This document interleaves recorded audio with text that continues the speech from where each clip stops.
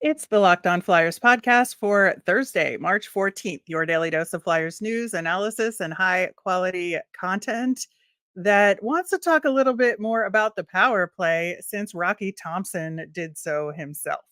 Yeah. Your Locked On Flyers, your daily podcast on the Philadelphia Flyers. Part of the Locked On Podcast Network, your team every day.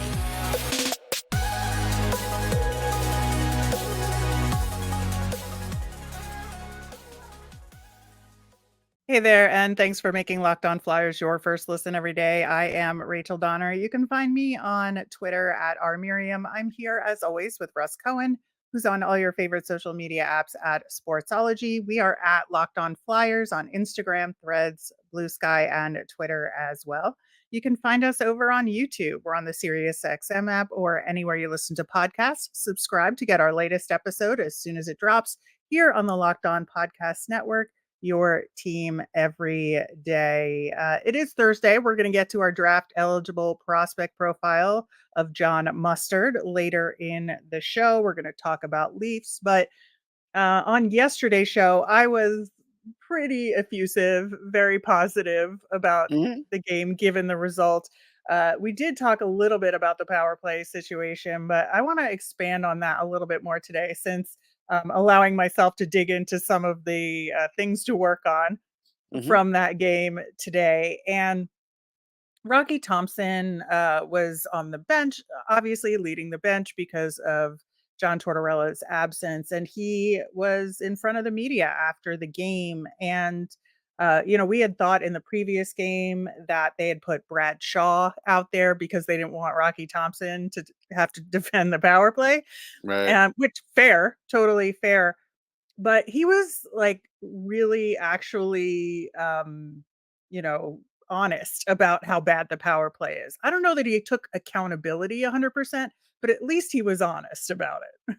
He was honest. I mean, I think full accountability would have said for the last 2 years. Right. But that's fine. I mean, because it's his responsibility, right? But no, I mean, he did take some accountability. But the part that we have to dig into first is when you get a new guy like Denis Gurnianov, right? You should have been looking at what he's doing now, right? Now, again, if you want to go with, hey, he used to be good on the power play, fine. How many years ago was that, Rocky? Which is what he said, by the way. Right. Which is a little worrisome because it's like, how many years ago was that? And so the other part of this, Rachel, is we know that a lot of times the power play is based on continuity. Got the least continuity with all players on the team, and you just airlifted him into the power play on a hope. That part I just don't quite understand. Yeah. So he basically said, power play stinks. It's not working. We're just going to throw something at the wall and see what sticks. Right. And so what he threw at the wall in this game was Denis Gurnianov, which, to your point, was unfair to the power play. And it was unfair to Gurnianov, like putting that on him when maybe it wasn't the best move. Right. So, couple things I looked up, thanks to our friends at Instat, and the first thing I noticed is, um, so puck battles. He's only had like 9 this year, and I saw him lose 2 or 3 on the power play. And they're not true puck battles, but they're enough where he's got the puck, he turns around, he passes it right to San Jose, they clear it. He did that 2 or 3 times in a row. Um, he's not known for the best hockey sense. That's another thing. And if you look at it, his D zone time is 27% this year. So now you got another guy who you acquired that is not good defensively. It's like it's a lot that you have to cover up just to get a guy in a lineup, I feel. Right. And I think that, my feeling and your feeling, I surmise, is that if you're going to throw random stuff at a wall and see what sticks to try and improve this power play, Ronnie Attard was sitting right there. Now, I know Yeah. he's a defenseman and you're like, oh, the Flyers power play is a 4 forward, 1 defenseman setup for both units. That's just the way it is. And you can't change that. Well, change it. Put Ronnie Right. Attard out there Change it. with Igor Zamula. We've Yeah. talked about that in the past. And, we were talking before we started recording, and Russ, you pointed out accurately that if you look at Ronnie Attard's minutes, he had 1443 overall. 407 of that was on the penalty kill. So you look at a guy that's an offensively minded shooter, and you take up that much of his ice time on the penalty kill and not use him where he can stand out.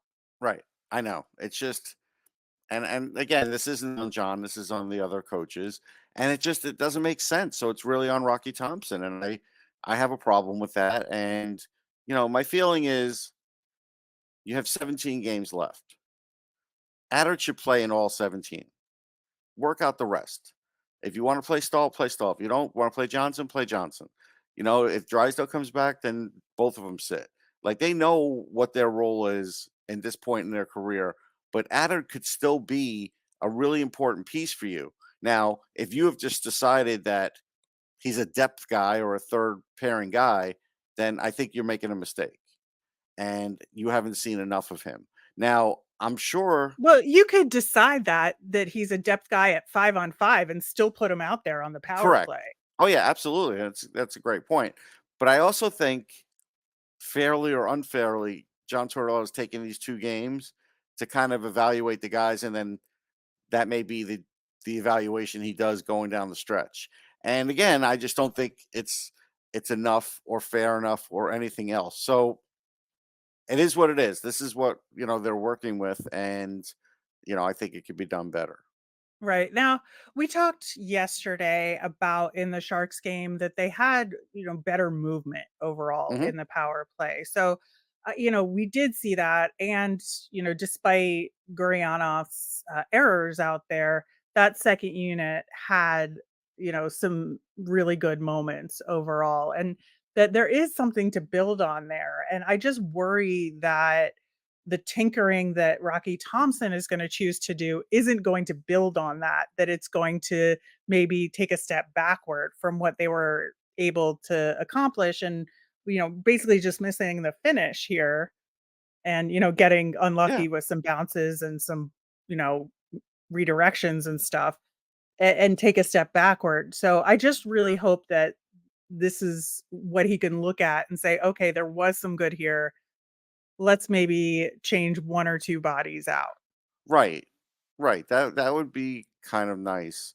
Also something else that like John Tortorella talked about with consistency, we're not seeing that out of Noah Cates at all. Yet Noah Cates is still in this lineup. If you want to default and say, "Oh, he's a really good defensive player," he's been even lesser at that than he was last year, and he's lesser at everything. Like Well, everything's lesser. he's not He's on the not on the power power play, play. though. I'm just throwing it in there just as an aside. Because I figured we were kind of done with the power play. But he's just like this is just as an aside. Hey, he's really slipped this year. Yeah, I think, there is something to that. I think he's working just as hard. I also think he's Hmm. been suffering from where he is in the lineup and getting moved around too much.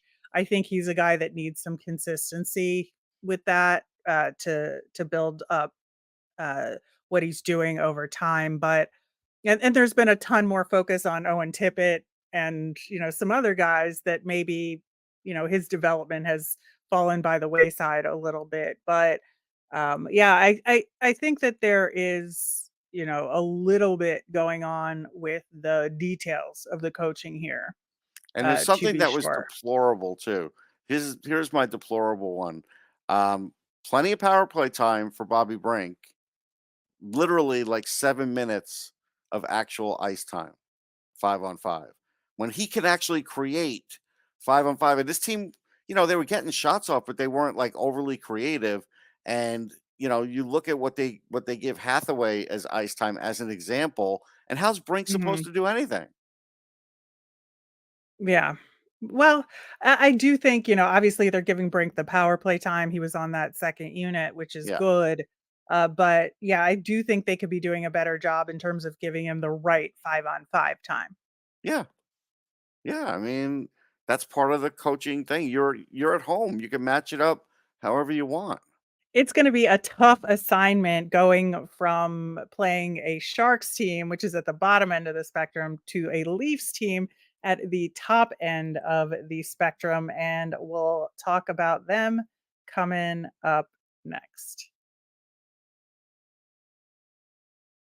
Grocery bills are so expensive these days, but they don't have to be. Start getting cash back on your grocery shopping with the free Ibotta app and get cash back every time you shop. Ibotta is a free app that gives you the most cash back every time you shop on hundreds of items from groceries to beauty supplies and toys. You can make sure you're beating inflation no matter what you're purchasing. The average Ibotta user earns $256 per year. That could cover the cost of groceries for an entire trip for your family. You can buy that flight you've been eyeing, that game you're dying to go to, or get a fancy dinner you've been craving. Other apps give you points that don't matter too much. With Ibotta, just add your offers in the app, upload your receipt, you get real cash that you can cash out to your bank account, PayPal, or gift cards. Join over 50 million users and earn cash back every time you shop from over 2,700 brands and retailers, including Lowe's, Macy's, Sephora, Best Buy, and more. Right now, Ibotta is offering listeners $5 just for trying the app by using the code Locked On NHL when you register. Just go to the App Store or Google Play and download the free Ibotta app to start earning cash back and use the code Locked On NHL. That's IBOTTA in the Google Play or App Store and use the code Locked On NHL. On tomorrow's show, we will recap the game we are about to preview against the Toronto Maple Leafs. We'll look ahead to Flyers versus Bruins and more. The last time we saw the Toronto Maple Leafs was on February 15th. The Leafs won that one in overtime 4-3. Still upset about that one, I gotta say. um, It's a long they, memory. I know they could have done it. They could have done it. I think that, as far as recent news coming out of Toronto, I think there were some people that were a little upset with their trade deadline, let's say, in terms of not making a bigger splash. But I do think they got some solid pieces. They did most of their work ahead of the actual trade deadline day, picking up Ilya Lyubushkin. They got Cade Weber and signed him. They got Joel Edmondson and Connor Dewar, who I think is a really interesting pickup for them. Yeah, Dewar is like a guy you could definitely fill in on the fourth line. He filled in recently. I watched him play. He looked pretty good. Edmondson, I think, is a little past it, but he's a physical defensive defenseman, so he has some value. Lyubushkin's a good pickup. He could skate well. He's physical. He's played for them before, so I think that's a smart one. So that's good. They their defense is definitely improved. We'll Yeah, say that. I would say so. And that was like obviously, the biggest problem with them. Well, Yes. goaltending too. But Yes, I that would was say, that's sort of worked itself out recently. yeah, I would say so. But I think that, that was the spotlight on Toronto as far as their biggest weakness was the blue line. And they did take significant steps to try and shore that up at deadline. So the thing about the Leafs right now is, Mark Giordano's still on IR. They officially put him on LTIR a couple of days ago. Matt Murray, John Klingberg on IR. Mitch Marner, though, has been day to day, which is, I think, the most significant factor coming up against the Flyers. But I'm not sure if he's going to get back in or not. Some people are saying probably not. But the Leafs are on a 4-day rest period between games before Yeah. facing the Flyers. Yeah, he wasn't at practice today, so I don't expect him. I don't think he's going to be on the trip. I don't know how long the trip is, but I don't think he'll be on it at the beginning. So Right. so no Marner. Still plenty of weapons. 3.5, 3 goals a game, 27% on the power play. Like San Jose scored 2 power play goals, and that was all their goals. If the Leafs score 2 power play goals, chances are they're going to score 2 more goals. Right. So, like, the Flyers are going to have to figure out how to score 4 goals in this game. And you're not going to figure it out with Brink getting 7 minutes of 5-on-5 time. And so they really need to adjust what they did last game because they have to get ready for a bigger offensive output potentially. Right. And, Obviously with the trade deadline, things were a little bit in flux for everybody, but the Leafs were 7-3 in their last 10. Their last Yeah. game, which was on Saturday, like I said, 4-day break, they won over the Habs, but they lost to the Bruins twice before Hmm. that with a win over the Sabres in overtime in the middle. So they've been playing, well against the weaker teams, not as much against the stronger teams. And that's kind of where they are. But they're just solidly in this third spot in the Atlantic. They're well behind the Bruins and Panthers with a good cushion over the Bolts, who are in the first wild card spot, and the Red Wings, who have now dropped outside the playoffs after losing 6 in a row. So they're in like a really stable position for as far as the playoffs go. Yeah. The one thing I'll say though, the Leafs usually lose that game to the Canadians, and they actually That's won that true. one. So that's That's where I true. say that they showed me a little progress on that. Looking at the lines, you still got Nylander and Matthews together. Um, that's a big deal. You still got to deal with Tavares, and he's playing with Domi. If this is true and Nyes is on the third line with McMahon and Camp, that's a tough line to match up against Yeah. because they have size on that line. They all go to the net, and Camp is a really good two-way guy. So this is where the Flyers are going to have to really look at things because the top two lines of the Canadians, the Leafs are still, their best two, but this third line is really an issue. And so I'm going to be curious to see how they sort of handle that one. Well, and Domi moving up to the second line because of Marner being Right. out, like, that is earned. It's not Yes. just a, "We need to move somebody up." He specifically has improved a lot this season, and I think he's a guy that is could have an impact against the Flyers. I think he generally plays well against the Flyers, and I feel like there's just this, like, family history with his dad and getting into the fight with the fan situation. I just feel like there's this special energy for Max. I don't know Yeah. why that works, but it does. Okay. I can see that. And this is still the first right now power play unit for the Leafs. Bertuzzi, Tavares, Nylander, Riley, Matthews. Yeesh. That's a challenge for any team. Right, and that's where I think the penalty kill for the Flyers, which has, not been at its best. They're still good, but they haven't been at their best in the last couple of weeks, and, like, they're gonna have to step it up a little bit, and I think this is, where they're missing Walker to some degree. Yeah. But also I think that, we said without Walker, they were gonna have to play a little more conservatively and be less power killy, and I Yeah. think that absolutely is gonna be a big factor in this game against the Leafs. It is a big factor. And the only change at practice today looks like, thanks to David Alter, um, is that Yarncroke could be on that power play instead of Bertuzzi. But he's like a Swiss Army knife. There's no real break there. I mean, he could do a little bit of everything. So yeah, you do have to worry about that. You do have to worry about, like you said, even if the Leafs come out a little, let's say they're losing 1-0 because they just, they're coming out a little bit stuck in the mud. At some point they're going to get things rolling.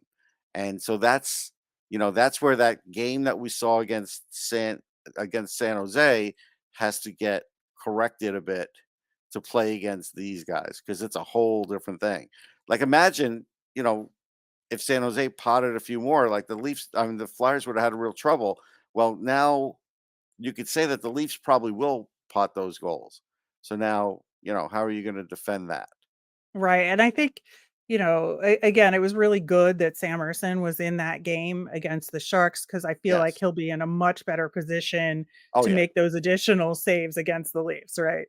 Yeah, no question. And I don't remember what the shot total was from the first time they played um, with the Leafs and the Flyers, but I'm pretty sure the Leafs did better than most of the other teams, even though the Flyers are good at keeping the shot totals down.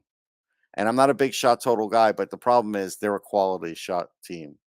Yeah, I mean, I would say so, but, I think that it's gonna be a difficult task for the Flyers here because, again, as the Flyers match up with most of these top teams, the Flyers have a ton of shots on goal. They're quick. They spend a lot of time in the offensive zone.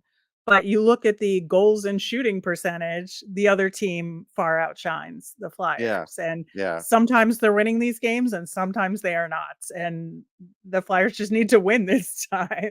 Yeah. Yeah. So, this is a big one. This is a massive matchup in the sense that um yeah, you won the one against San Jose, so that's really good. But like we said, most of these teams have to win most of these games on the way out if they want to make the playoffs. Like that's just the way it is, Flyers included. Yeah, and I honestly don't mind if this is a 3-point game as long as the Flyers win, Right. because I don't think the point to the Leafs matters that much No, in this no, it circumstance. doesn't. I would Yeah. agree with you.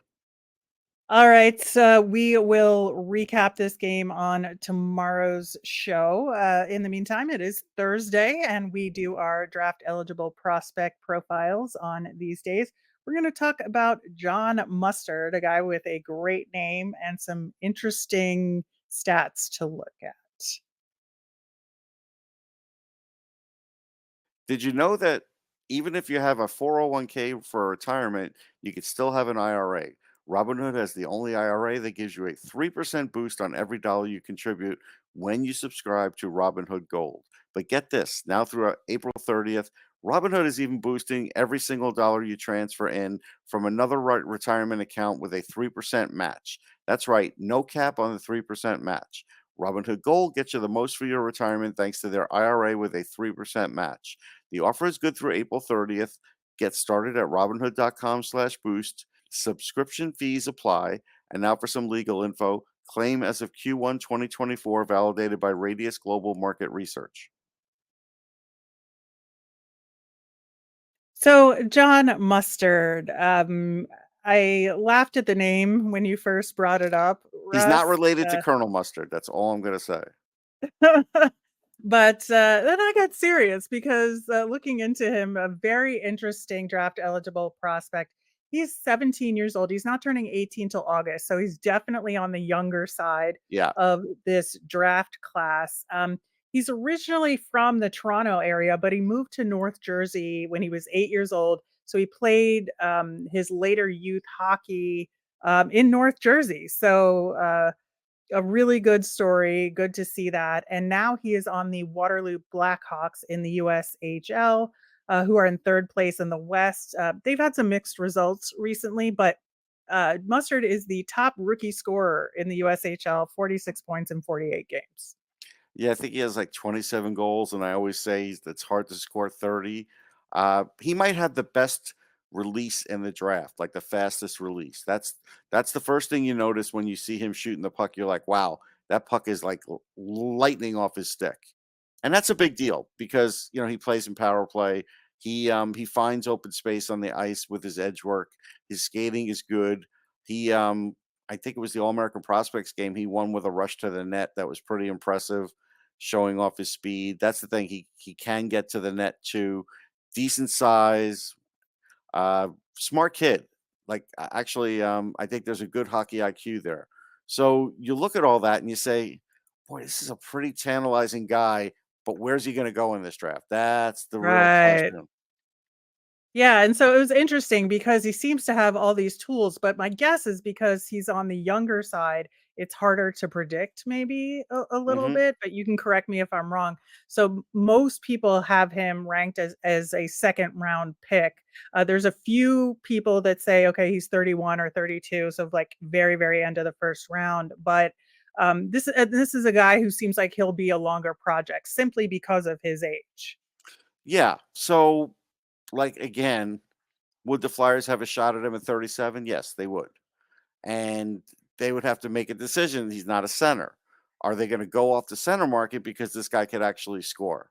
And that may be a decision they make, especially if they were to take a defenseman with their first pick, right? So, or picks. We don't know where that stands yet.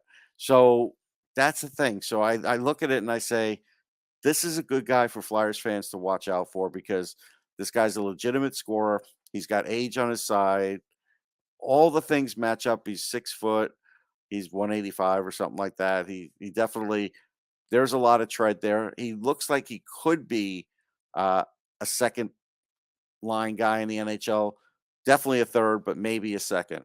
So that's Right. where, and it might just be all these little things like, hey, the age and all that, let him develop. But the release is there, the skating is there, and I've seen some clutch play out of him, and he gets ice time, and so yeah, I mean, so far so good. Providence, a really good school too.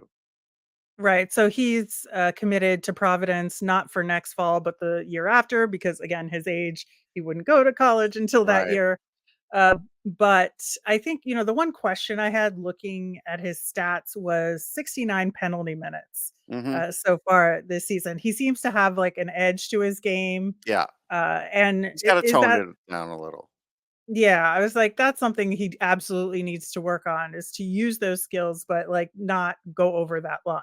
Right, right, and I think we've seen guys like that, and you can get him to tone it down a bit, but, he can play in all situations.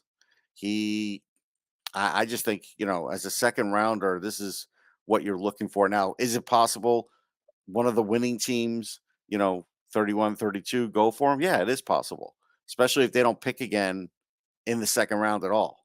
Like, if it's somebody's got, like, a first rounder and a third rounder, then, yeah, you might not get a shot at him. That's a possibility. Right. Right.